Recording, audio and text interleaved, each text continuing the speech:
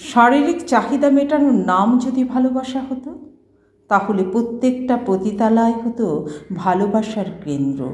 যদি স্তনের স্পর্শে ভালোবাসা থাকতো, তাহলে প্রত্যেকটা বেশ্যাই পেত প্রেমিকার মর্যাদা।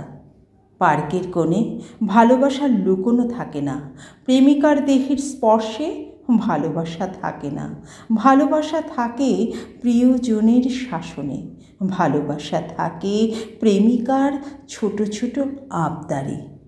যখন আপনার মনে প্রেমিকার সাথে রাত যাপনের ইচ্ছা জাগবে, তখন বুঝে নেবেন আপনি কখনো তাকে ভালোই বাসেননি। যখন আপনি তার একটি ফোনের জন্য পাগল হয়ে যাবেন, তখন বুঝবেন আপনি তাকে ভালোবাসেন। যখন আপনি তার থেকে দূরে থাকা সত্ত্বেও তার মনের এক একটা কথার বিশ্লেষণ করতে পারবেন, তখন বুঝবেন আপনি তাকে ভালোবাসেন। যখন আপনি তার না বলা কথাগুলো বুঝতে পারবেন, তখন বুঝবেন তাকে আপনি ভালোবাসেন। ভালো লাগা আর ভালোবাসা দুটো জিনিস কখনোই এক হতে পারে না। ভালো লাগা আর ভালোবাসা দুটোই আলাদা। যখন আমরা কারো প্রতি তীব্র আসক্ত হয়ে পড়ি, তখন তাকে বলে ভালোবাসা।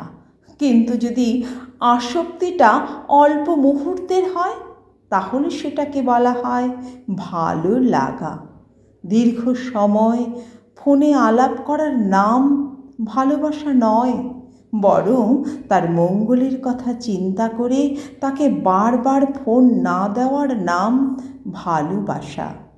প্রতিবেলা খাওয়ার সময় হলে ফোন করে খেয়েছো কিনা জিজ্ঞাসা করার নাম ভালোবাসা। প্রতিদিন প্রিয়জনকে দেখার নাম ভালোবাসা নয়, বরং দূরত্ব থাকা সত্ত্বেও সবসময় প্রিয়জনকে কাছে অনুভব করার নাম ভালোবাসা। ভালোবাসা কখনো প্রকাশ্যে হয় না, ভালোবাসা হয় গোপনে। নিজেদের কথা নিজেদের মধ্যেই লেনদেন হয়। দুজনের মনের কথা কখনোই তৃতীয়জন জানতে পারে না।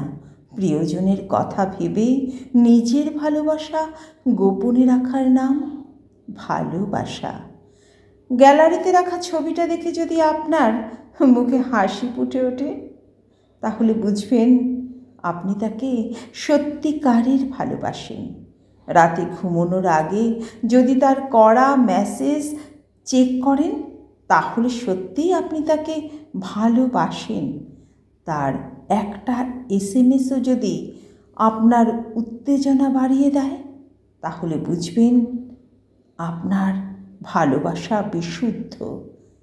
তার বলা প্রত্যেকটা কথা যদি আপনি চোখ বুঝে বিশ্বাস করেন, তাহলে বুঝবেন আপনি তাকে ভালোবাসেন।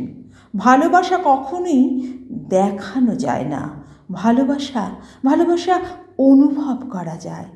যতই মুখ দিয়ে বলুক না ভালোবাসি ভালোবাসি, যদি সেই ভালোবাসি শব্দটা আপনার হৃদস্পন্দন না বাড়ায়, ভালোবাসা কখনোই দেখানো যায় না, ভালোবাসা অনুভব করা যায়।